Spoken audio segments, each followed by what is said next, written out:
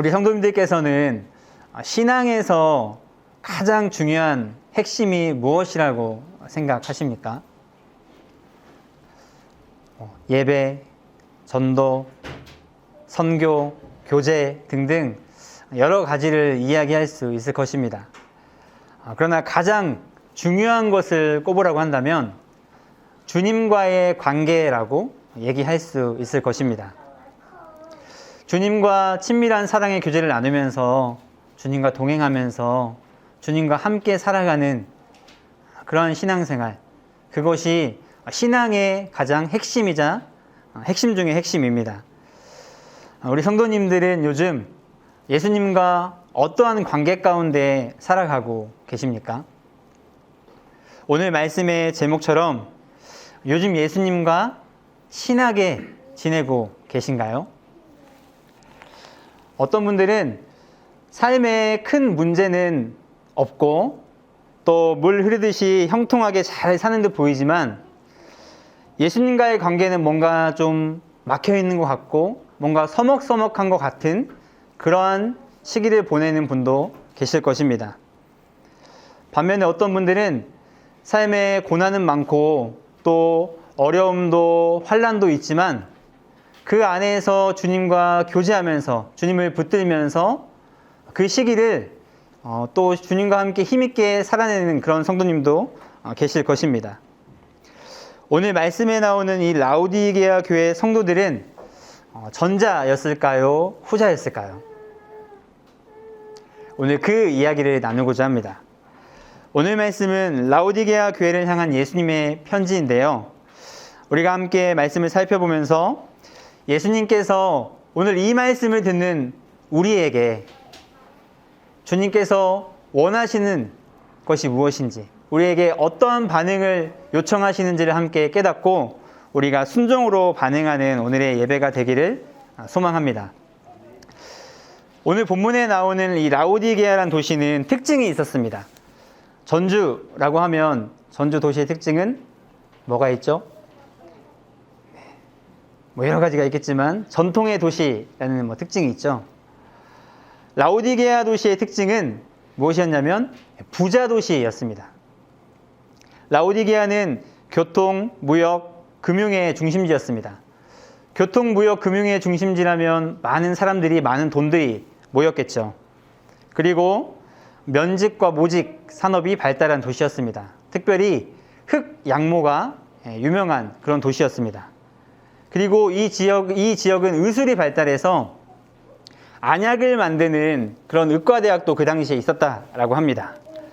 이 라오디게아가 부자 도시였다라는 것을 보여주는 한 사례가 있는데요. AD 60년경에 이 로마에 큰 지진이 벌어지게 됩니다. 보통 이렇게 지진이 나면 특별 재난 지역으로 이렇게 선정을 해서 나라에서 돈을 지원해주고 이렇게 복구해주잖아요. 근데 이 라오디게아 지역은 우리 국가의 지원 필요 없다. 우리 도시가 가진 재정으로 충분히 복구할 수 있다. 이렇게 해서 스스로 재건을 했다라고 합니다. 그러니까 그 정도로 이 도시는 풍족하고 또 부족함이 없는 도시였습니다.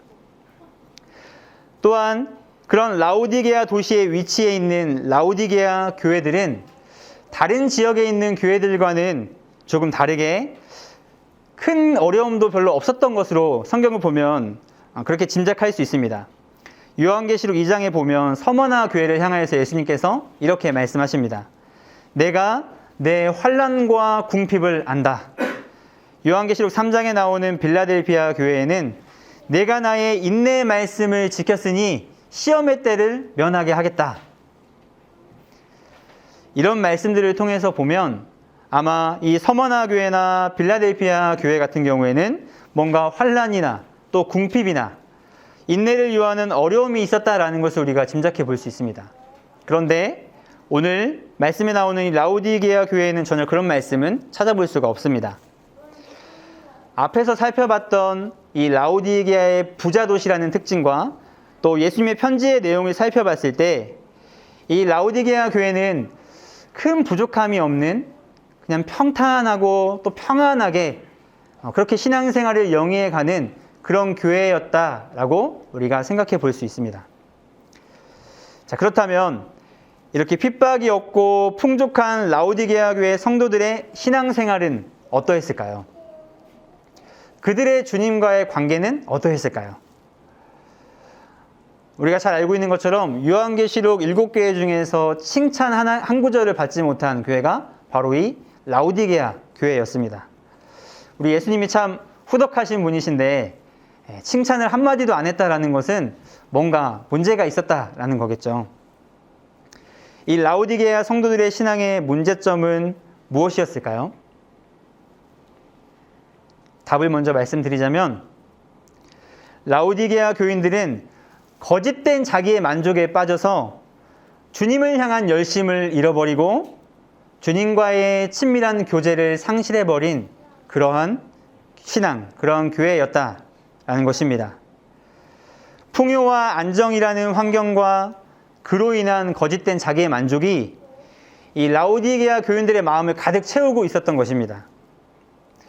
그들의 마음이 이 거짓된 만족으로 채워지면 채워질수록 그들의 마음에 주님을 추구해야 할 갈망과 이유들은 점차 사라졌을 것입니다. 왜냐하면 주님이 없어도 충분히 안정되게 만족스럽게 살 수 있으니까요. 그러면서 그들의 마음에 주님이 계실 공간은 점차 적어지고 어느새 그들의 마음에 계시던 그 주님은 그들의 마음 문 밖으로 밀려나게 되셨습니다. 우리가 이렇게 물컵이 있으면 물컵에 물을 쭉 따르면 이 안에 있던 공기가 쭉 빠져나가잖아요. 이처럼 이들의 마음 안에 거짓된 만족으로 가득 채워지면 채워질수록 그 안에 계시던 예수님의 설 자리는 없어지고 예수님은 마음 문 밖으로 밀려나게 되어버린 것입니다. 그래서 오늘 말씀에 나오는 20절처럼 예수님은 이제 그들의 마음 문 밖에 서서 그 문을 두드리는 신세가 되셨습니다. 라오디게아 교인들과 주님과의 교제가 완전하게 막히고 단절되어 버린 것입니다. 이것이 라오디게아 성도들이 가진 신앙의 문제점이었습니다. 이들의 상태에 대해서 예수님은 이렇게 진단을 내리십니다. 15절에서 16절 함께 읽겠습니다. 내가 내 행위를 아노니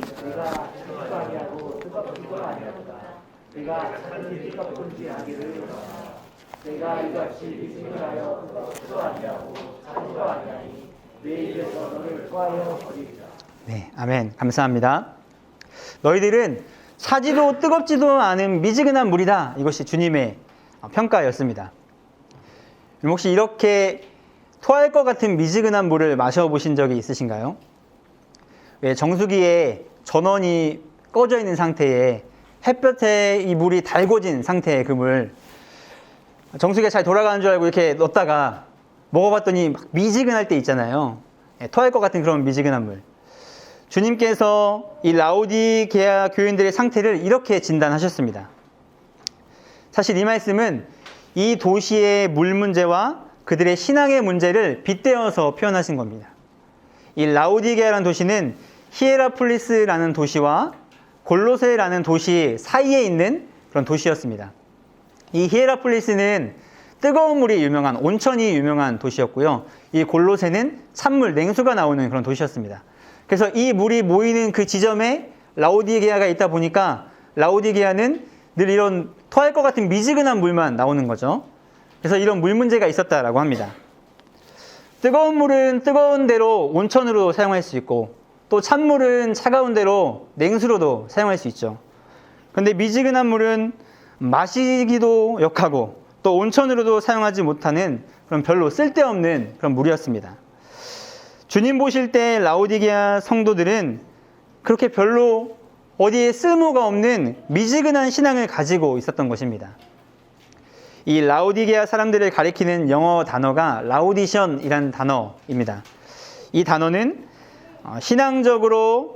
신앙적으로나 하는 일에 있어서 열정이 없는 사람, 매사에 미온적인 사람을 가리키는 관용적인 표현이라고 합니다. 라오디게아 교인들은 그러니까 이것도 저것도 아닌 회색지대에 머물러 살면서 자신들은 신앙적으로도 또 환경적으로도 충분히 만족스럽다고 여기면서 사는 그런 신앙인들이었던 것입니다. 그러면서 주님을 향하여서는 열심을 내지 않고 있는 그런 모습이었던 것입니다.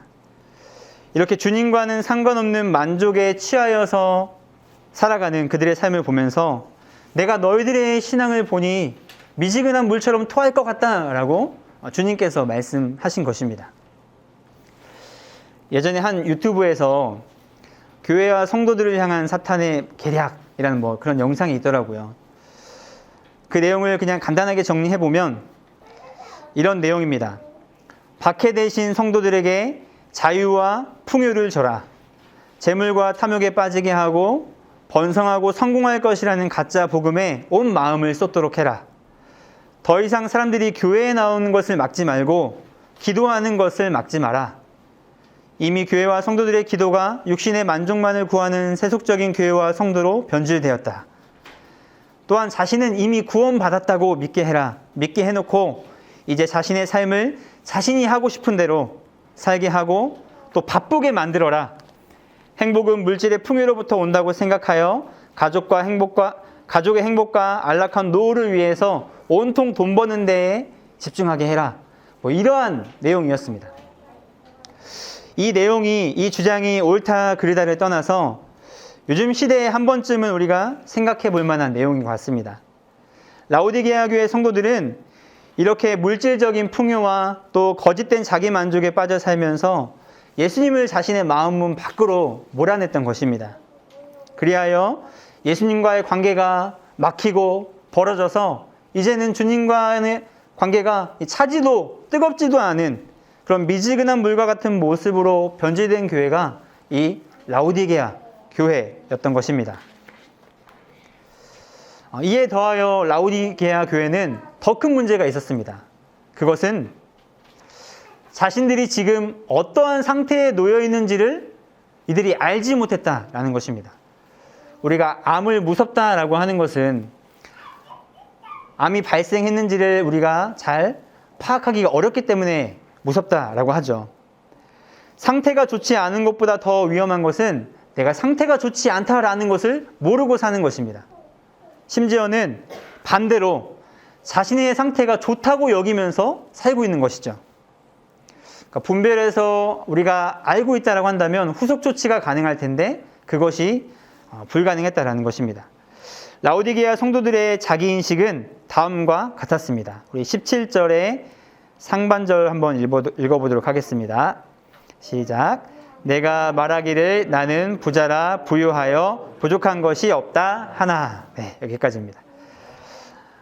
그들은 자신들의 상태에 대한 문제인식이 없었습니다. 나는 부자라, 난 부유하여서 부족한 것이 없다. 이것이 그들의 자기인식이었습니다. 아마 이 편지를 읽고 있는 이 라오디게아 교인들은 다들 나름의 신앙생활을 하는 성도들이었을 것입니다.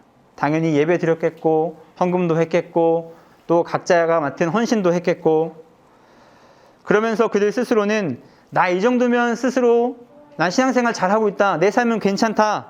이렇게 생각했을 것입니다. 거기에다가 세상적인 기준에서도 부족함이 없는 것입니다. 잘 살고 있고 또 부족함이 없으니 아마 충분히 만족하면서 살았을 것입니다.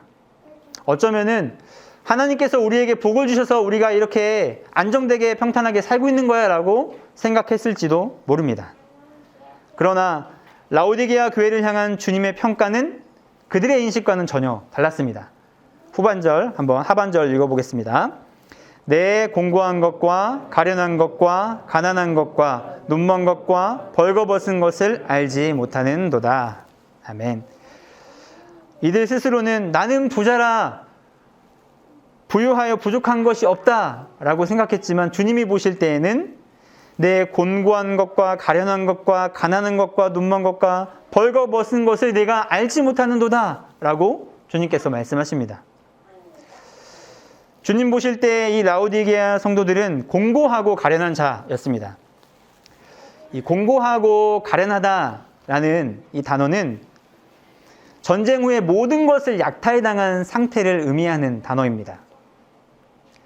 지금 우크라이나에서 전쟁이 일어났고 또 많은 사람들이 전쟁으로 인해서 가족도 집도 재산도 생명도 약탈당한 그런 상태에 놓여 있지요. 주님 보실 때 라오디게아 성도들의 모습이 그러한 모습이었다라는 것입니다. 왜냐하면 그들은 우리의 인생의 진정한 부요함이신 예수님을 잃어버리고 살고 있었기 때문입니다. 그리고 두 번째로 주님은 그들을 볼 때 가난한 자들이라 라고 말씀하십니다. 그들이 교통으로, 무역으로, 또 금융의 중심지로서 많은 부를 축적했을지는 모르지만 주님과의 교제는 메마르고 바닥나 있었기 때문에 주님이 그들을 보실 때 그들은 영적으로 가난과 기근에 시달리는 자들이었습니다. 그리고 세 번째로 주님은 그들을 눈먼 자들이다 라고 말씀합니다. 아까 처음에 잠깐 이야기했던 것처럼 이 라오디게아 교회는 안약이 발달했다라고 했죠. 또 의과대학이 있었다라고 했죠. 의학이 발달하고 좋은 안약을 만들어내고 있지만 주님 보실 때 그들은 자신의 실체를 제대로 보지 못하고 또 주님을 바라보지 못하는 영적인 맹인이었습니다. 네 번째로 주님 보실 때 그들은 벌거벗은 자들이었습니다. 그들이 양모로 좋은 옷을 입고 있었지만 주님 보실 때 그들은 벌거벗겨져 수치 가운데 있는 자들이었습니다. 이렇게 주님의 평가는 그들의 거짓된 자기인식과는 전혀 달랐다라는 것이죠. 그렇다면 왜 라오디게아 성도들과 주님의 인식이 이렇게 완전히 달랐을까요? 그것은 자신의 삶과 신앙을 평가하는 그 기준이 내 기준과 주님의 기준이 달랐기 때문입니다. 라오디게아 성도들은 세상의 기준이나 또 외적인 환경을 기준으로 자신의 삶을 평가하고 바라봤습니다. 내가 처한 상황과 환경이 나름 괜찮고 내가 하는 일들이 큰 문제 없이 잘 되어가고 있고 내 삶은 큰 부족함이 없이 어느 정도 풍요를 누리면서 만족하며 살고 있고 또 적당히 신앙생활도 하고 있으니 자신은 잘 살고 있다고 생각한 것이죠. 그러나 주님의 기준은 그들의 기준과 달랐습니다. 주님의 기준은 주님과의 관계가 어떠한지에 달려 있었다라는 것입니다. 주님과의 교제가 막히고 주님을 향한 사랑과 열심을 잃어버린 라오디게아 성도들의 삶은 주님 보시기에 그 누구보다 공고하고 가련하고 가난하고 눈멀고 벌거벗은 상태였습니다. 앞서 잠깐 이야기했던 서머나 교회 같은 경우에는 주님께서 이렇게 말씀하십니다. 내가 내 환난과 궁핍을 알거니와 실상은 네가 부유한 자니라. 그들이 처한 상황은 환난 가운데 있었고 너무나 궁핍했지만 주님의 기준으로 볼 때에는 그들은 부유한 자들이었습니다. 그들은 오히려 고난 가운데 주님을 붙들고 주님과 친밀히 행하면서 부유하신 예수 그리스도를 얻고 살아가는 실상은 부유한 자들이었습니다. 그러나 라오디게아 교회는 그 반대였던 것이죠. 그들이 외적으로 환경적으로는 부유한 자처럼 보이지만 그들의 실상은 예수 그리스도의 부유함을 다 놓치고 살아가는 가난하고 궁핍한 자들이었던 것입니다. 우리는 이 라오디게아 교회의 모습과 주님의 평가를 보면서 우리의 신앙과 우리의 삶이 주님 앞에서 어떻게 평가받을지를 점검해 보아야 할 것입니다. 먼저는 내가 요즘 조금 어렵고 또 힘든 상황 가운데 놓여 있다 할지라도 그 삶의 자리에서 주님을 붙들고 또 주님과 동행하며 주님을 얻고 있다면 주님 보실 때 그러한 삶은 실상은 부유한 삶이다라는 것입니다. 주님이 보시는 것은 그 상황과 환경 속에서 정말 주님과 교제하며 또 친밀하게 살아가고 있는지, 그 상황 속에서 주님의 말씀과 주님의 음성이 들리고 있는지, 또 그러한 삶의 어려움 가운데서도 주님의 마음이 느껴지고 있는지, 이것이 중요한 것이라는 겁니다. 그러나 그와 반대로 요즘 큰 문제가 없고 또 부족함이 없고 잘 살아가는 것 같지만 예수님과의 교제를 전혀 하지 못하고 있는 삶을 살고 있다면 주님 보실 때 우리는 가난한 자들입니다. 내 삶의 기도가 사라지고 경건의 시간이 메말라 가고 있다면 아무리 좋은 외적인 환경 가운데 우리가 놓여 있다 할지라도 우리는 영적인 기근 가운데 살고 있는 것입니다. 또한 우리의 세상적인 안목과 수준은 아주 높아졌지만 우리의 시선이 주님을 바라보지 못하고 우리의 시선이 주님을 의식하지 못하고 하나님께서 하신 일들을 바라보는 눈이 없다라고 한다면 주님 보실 때 우리는 영적인 맹인입니다. 우리가 좋은 옷과 사치품으로 우리의 몸을 두르고 또 외모의 아름다움을 추구하며 살고 있지만 우리가 날마다 예수 그리스도로 옷 입고 있지 않다면 주님 보실 때 우리는 아무것도 입지 않은 벌거벗은 수치스러운 상황 가운데 놓여 있다라는 것입니다. 주님의 기준에 비추어 봤을 때 나는 어떠한 모습인가? 주님과의 관계에서 나는 우리 인생의 진정한 부요함과 풍성함이 되시는 그 주님을 얻고 누리며 그 주님과 함께 살고 있는가? 우리는 진단해 봐야 할 것입니다. 그리고 진단이 되었다라고 한다면 이제 처방이 있어야겠죠. 이런 라오디게아 교회를 향한 주님의 처방은 무엇이었을까요? 18절에 처방이 나옵니다. 함께 읽어보겠습니다. 내가 너를 권하노니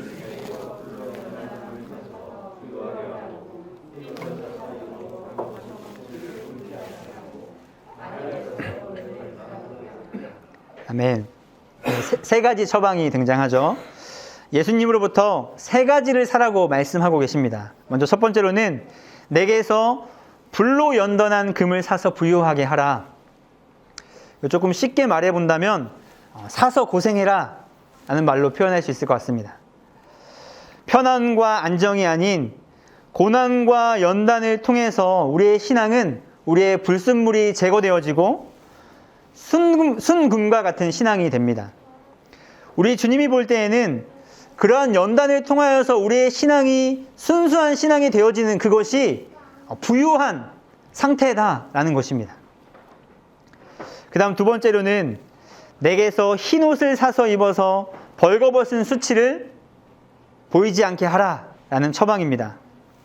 그러니까 라오디게아 교회는 흑양무가 유명했다라고 말씀드렸죠. 그것과 대비를 이루어서 너희들이 자랑하고 너희들이 입고 있는 그 흑양무가 아니라 예수 그리스도의 거룩한 흰 옷을 덧입으라라는 것입니다. 우리가 좋은 옷을 입는다고 해서 우리의 수치가 가려지지는 않죠. 그렇게 주님은 이렇게 말씀하시는 겁니다. 날마다 예수 그리스도로 옷 입어라. 그리하여 벌거벗은 내 영혼의 수치를 가리워라. 이것이 주님의 두 번째 처방이었습니다. 그리고 마지막 세 번째 처방은 내게서 안약을 사서 눈에 발라 보게 하라. 라오디게아 지방에서 만들어지는 그 유명한 안약이 아니라 우리의 영적인 눈을 뜨게 해줄 예수 그리스도께 나아가서 우리의 영적인 시각 장애를 치유받고 내 실체를 볼 줄 알며 또 주님을 바라볼 줄 아는 그런 영적인 눈을 회복하라라는 것입니다. 그러면서 주님은 19절에 주님의 사랑의 마음을 담아서 우리에게 라오디게아 교인들에게 그리고 우리에게 회복의 기회를 주시고자 이렇게 말씀합니다. 19절 함께 읽겠습니다. 무릇 내가 사랑하는 자를 책망하여 징계하노니 그러므로 내가 열심을 내라 회개하라. 주님의 책망과 주님의 징계는 우리를 향한 주님의 백성들을 향한 성도들을 향한 주님의 사랑의 증거입니다. 다시 주님을 더욱더 사랑할 열심을 회복시켜 주시고 다시 주님께 돌아올 수 있는 기회를 주시는 것이죠. 그래서 주님께서는 우리를 때로는 책망하시고 징계하십니다. 단순히 너 이거 잘못했다 이것이 아니라 우리와의 친밀한 교제를 회복하고 싶으신 그 마음이 우리보다 주님의 그 마음과 열정이 더 크시기 때문에 주님의 그 간절한 사랑을 담고 안타까운 마음을 담아서 우리를 책망하고 징계하시는 것이죠. 그리고 우리 주님께서는 사랑하는 자들을 향하여 이렇게 간절하게 말씀하십니다. 20절입니다. 읽겠습니다. 볼지어다 두드리노니 누구든지 내 음성을 듣고 문을 열면 내가 그에게로 들어가 그와 더불어 먹고 그는 나와 더불어 먹으리라. 아멘. 문 밖에 서 있다 할 때 이 서서라는 단어를 살펴보면 시제상 과거부터 지금에 이르기까지 계속 서 계신 주님을 표현하는 단어입니다. 문을 두드린다 할 때 이 두드리노니라는 단어는 이것도 시제상 지속적으로 계속 두드리고 계신 주님의 모습을 표현하는 단어입니다. 그리고 먹다라는 단어는 우리가 일을 끝마치고 저녁에 오랫동안 둘러앉아서 정말 친밀하게 교제하는 그 식사 교제를 의미하는 단어입니다. 이 말씀을 좀 풀어서 표현해 보자면, 보아라, 내가 나를 내 마음 밖으로 몰아낸 그 순간부터 그 지금까지 나는 너의 마음 문 밖에 서 있어 왔단다. 그리고 내가 지금도 계속 내 마음의 문을 두드리고 있단다. 내가 나의 사랑의 음성을 듣고 반응하여 너의 마음의 문을 다시 열면 내가 너의 마음에 들어가 너와 오랜 시간 친밀히 먹고 교제하며 너와 나의 풍성한 그 사랑을 다시금 회복하기를 원한다. 이러한 주님의 간절한 음성인 것입니다. 이 말씀은 너무나 유명한 말씀이죠. 우리가 보통 믿지 않는 사람들에게 예수님을 전할 때, 영접시킬 때 많이 쓰는 그런 말씀입니다. 그러나 본래 주님은 이것을 믿지 않는 자들이 아니라 예수님을 믿지만 그 마음에는 예수님을 잃어버리고 살아가고 있는 성도들에게 간절히 외치셨던 말씀이다라는 겁니다. 이 간절한 주님의 사랑의 음성에 반응하는 저와 여러분들 되실 수 있길 주님의 이름으로 축복합니다. 길선주 장로님이 평양의 장대영 교회에서 이상한 귀빈, 괴상한 주인이라는 제목의 설교를 했습니다. 간단히 요약된 설교의 내용을 제가 한번 읽어드리겠습니다. 첫 번째, 주님에 대하여 우리는 이상한 귀빈이라 하지 않을 수 없으니 다음과 같은 이유에서이다. 존귀하신 분이 비천하고 누추한 곳에 오셨으니 이상한 귀빈이다.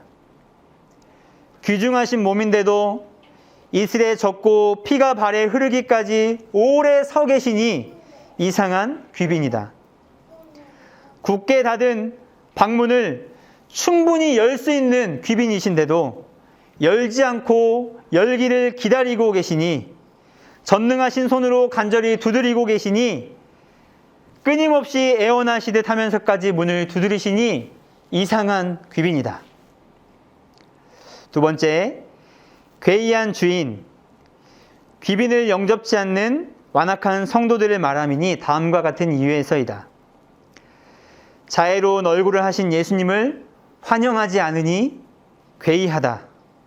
간절하신 예수님의 음성을 귀 기울여 듣지 않으니 괴이하다.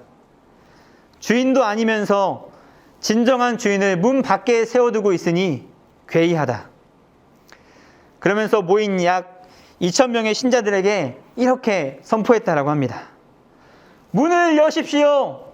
문을 여십시오. 마음의 문을 여십시오. 이 음성은 오늘을 살아가고 있는 우리를 향한 주님의 음성이기도 합니다. 특별히 코로나 팬데믹 가운데 주님과의 교제를 놓치고 살아가던 우리를 향한 주님의 간절한 음성입니다. 먹고 사는 문제로 살아가기에 바쁜 우리를 향한 주님의 간절한 음성입니다. 또한 주님이 아닌 다른 무언가로 우리의 마음이 가득 채워져서 예수님을 우리의 마음 문 밖에 세워두고도 아무렇지 않게 살아가고 있는 우리를 향한 주님의 간절한 음성입니다.